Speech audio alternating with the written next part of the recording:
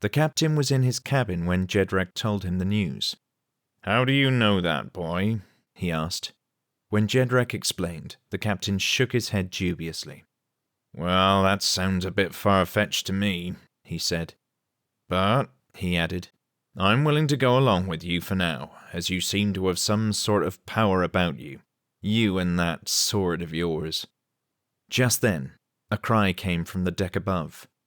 "Land ahoy!" Sam burst into the cabin.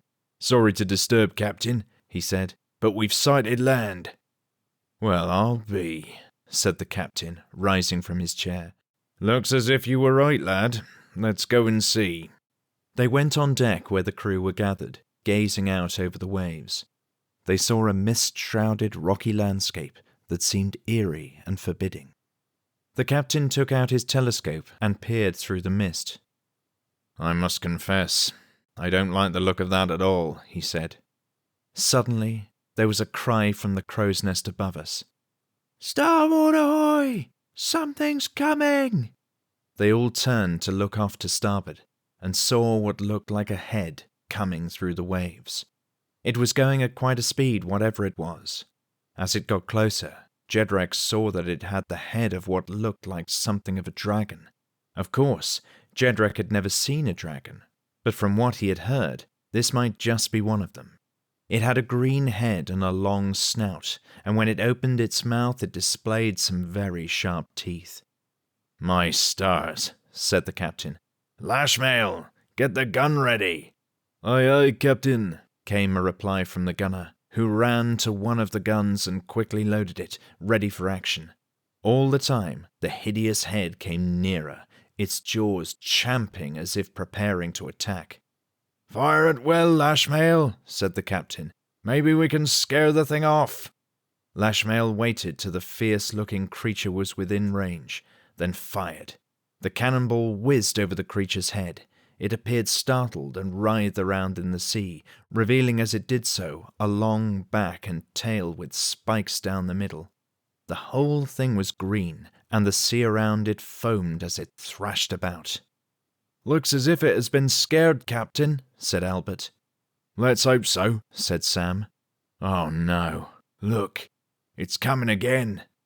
The creature raised its head out of the water and gave out a terrifying sound, just like the ship's siren blasting out at full volume. The head then plunged forward as it moved even faster towards the ship, jaws open.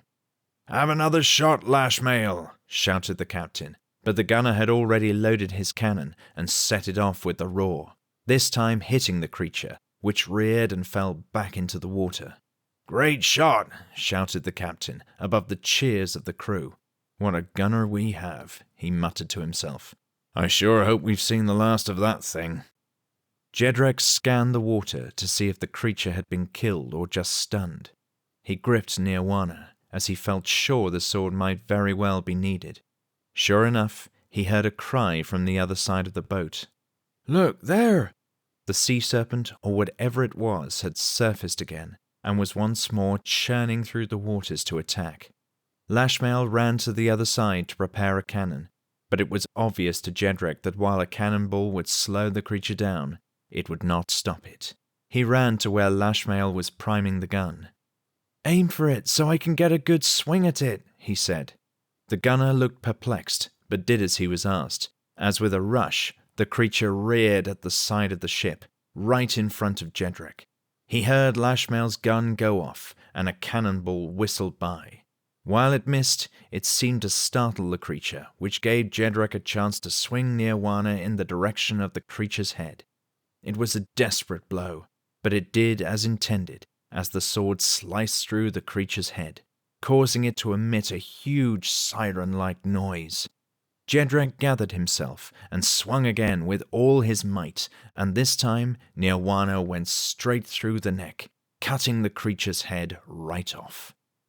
Jedrek suddenly found himself deluged with evil-smelling green liquid, presumably the monster's blood, that was spurting out of the severed neck. It blinded him, and he lost his footing and fell headlong into the sea.